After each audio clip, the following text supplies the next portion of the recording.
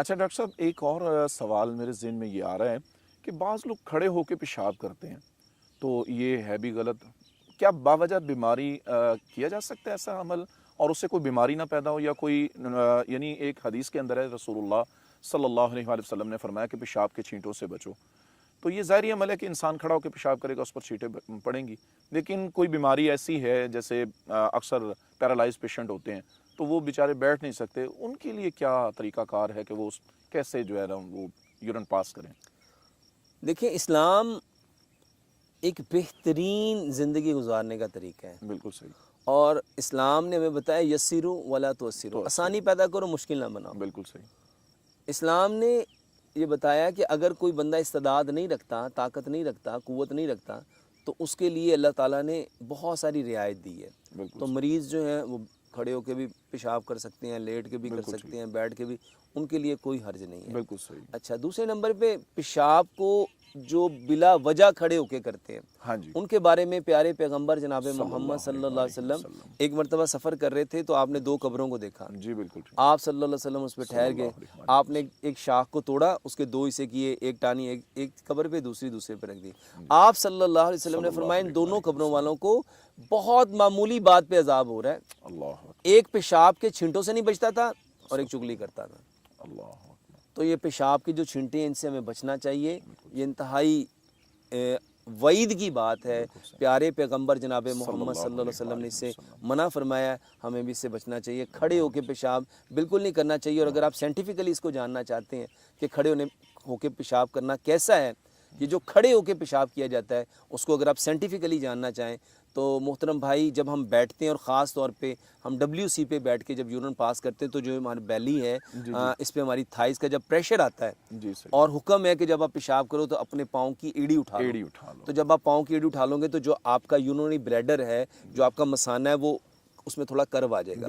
जैसे उसमें कर्व आएगा और बैली के ऊपर जब थाइस प्रेशर बिल्डअप करेंगे और आपका 35 का एंगल हो जाएगा, और ज़मीन में फोर्स ऑफ ग्रेविटी है, उस फोर्स ऑफ ग्रेविटी की वजह से आपका सारे का सारा यूरिन, आपका जो यूरिनरी ब्लैडर है, वो पूरे का पूरा एम्प्टी हो जाएगा। बिल्कुल सही।